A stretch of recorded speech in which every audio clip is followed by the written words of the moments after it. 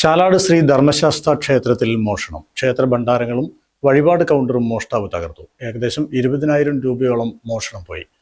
സംഭവം സംബന്ധിച്ച് ക്ഷേത്ര manager CM Sreejith town police സ്റ്റേഷനിൽ പരാതി നൽകി.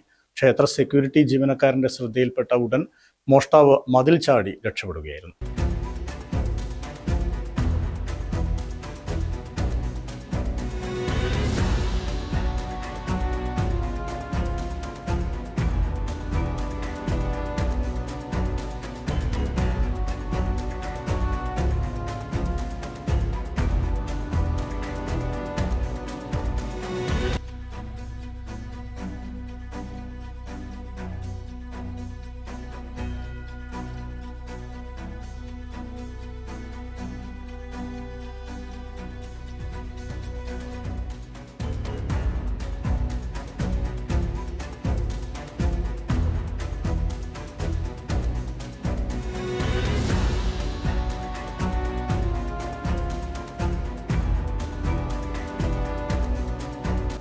വ്യാഴാഴ്ച പുലർച്ചെ ഏകദേശം 2 മണിയോടെയാണ് മോഷ്ടാവ് ക്ഷേത്രത്തിന്റെ മുൻവശത്തെ ഗേറ്റ് തകർത്ത് അകത്ത് കയറിയത്.